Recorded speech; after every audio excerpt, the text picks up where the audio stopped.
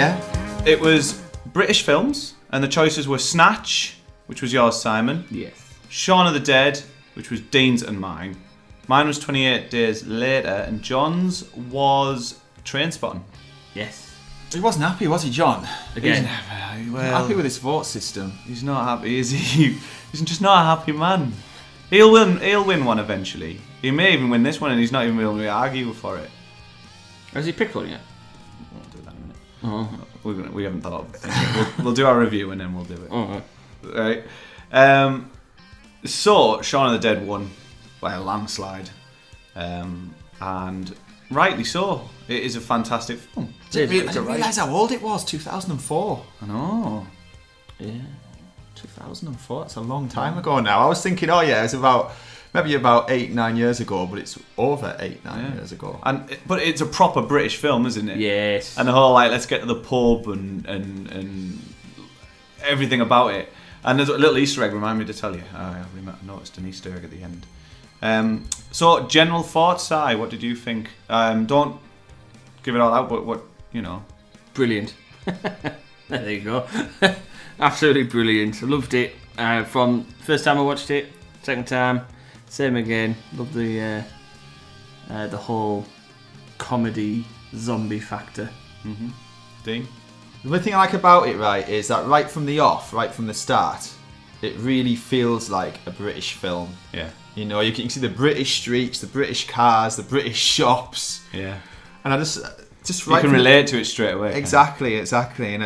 And I just knew I was gripped from the moment that he just gets up in a daze, walks out and doesn't realise what's going on around him. It's amazing. Well, it does that scene first, normal world, and then he repeats the exact same scene where everyone. But it's so clever because in a way we are all completely switched off to what's around us. So many people would probably do that. You wouldn't notice unless you did kind of catch in the corner of your eye someone eating someone else's brains or something. Yeah. Like, you would just keep your head down, walk straight to the shop, not question much. You know what I mean? Yeah, Everyone lives in their own little world. Just touching on that scene though, right? I've always picked up, and I don't know why, but when the world's normal, he walks past, and Pete's car is a Renault Laguna red, or burgundy, or whatever it is. And he walks past, and the badge is not on it. There's no badge. Goes to it. Goes back, and then when he goes back for the second day, the badge is there. This is what you pick up when you have a 4K TV. Yeah, 4K TV. Do you know what? I see it on my rubbish 1080p. No, 55-inch. I didn't notice that. I picked this up the first time I watched it, right? And I was like, I don't understand why. And it's probably why I've kept remembering it. I don't know why it's there. I don't know why. Only the important things in a review. And you cover. You was I noticed these things. You noticed the cameraman in Jaws. You noticed because he's got this massive big screen. That's about 5 miles. It's like long he's in there in the film, isn't it? Yeah, it's like he was there on the day. So really, all your TV's doing is making errors more obvious. It really is. It's actually reducing your enjoyment of film side because you're picking up. Well, no, I still enjoyed it, but it's just one of those things that I picked up the first time, and the second time it's just blatantly obvious as well. But it makes no difference. I just wondered why, in a scene that's filmed, why did they take the badge off? I would never have noticed that. And then why is the badge on it on a car? I just don't get it, because obviously I could understand it if they weren't allowed to show. Logo stuff, which I know. Then it to appear. Thanks, I can't unnotice it now. I'm just gonna every time I watch it. When you watch it, look back, the Renault Laguna badge is missing, and then it appears. The comedy is brilliant. Again, it trusts the audience. There's the bit where when they first discover, they realise there's zombies because there's that girl in the garden. Then they go out, and he takes his little wind-up camera, his little disposable camera with him. And he's taking photos. And then they push the girl over, who goes through the pole. She then stands back up again. The camera brilliantly swoops through so you can see through her body and see their expression. Yeah.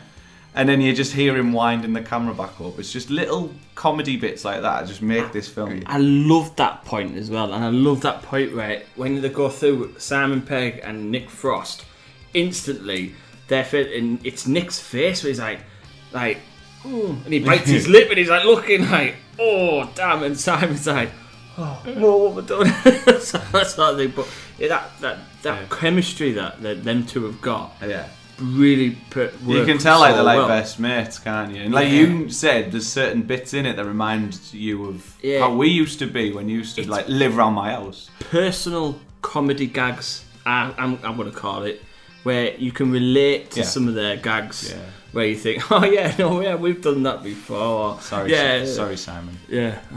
Jeez, Rick. Yeah, love it.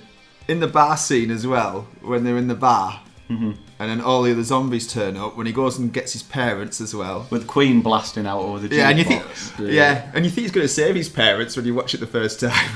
You know, it all horribly goes wrong. It's not just his battle with the zombies, it's him trying to save his relationship. He's battling with trying to stick up for his mate who is an idiot, isn't he?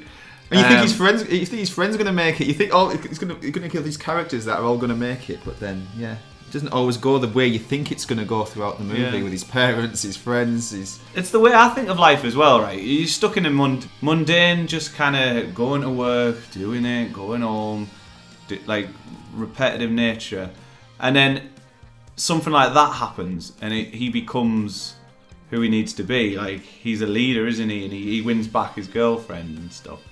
Part of me, on some days, especially on Mondays, kind of wish for something like that to happen in the world. I don't want the world to end, but I do sometimes think, just want a little bit of excitement. I want something to happen. And you do feel when you watch this film, and it is you. It could be you in your local estate. Yeah. You can sort of recognise that everything about it.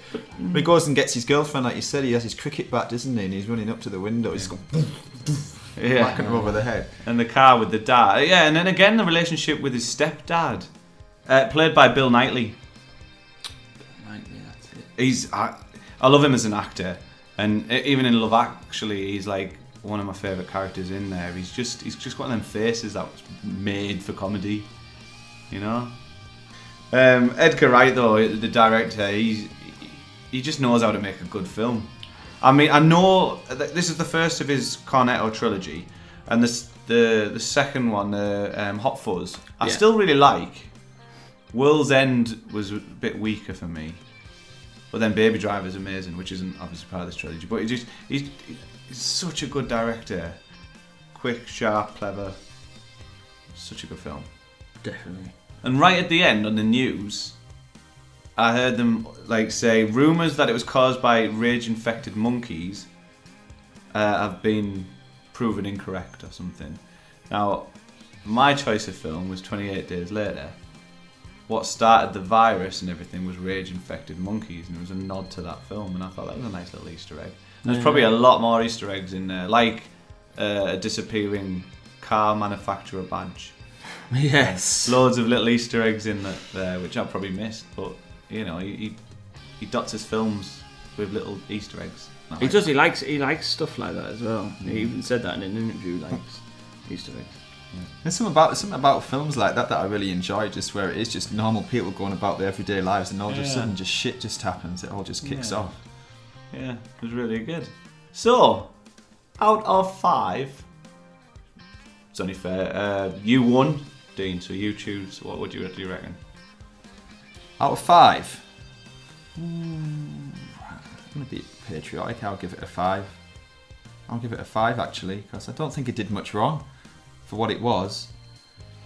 The thing is, with our crew reviews, we're always going to be quite highly rated, I'd have thought, because these films have won a vote. And the reason why it won in the vote is because it's a good film.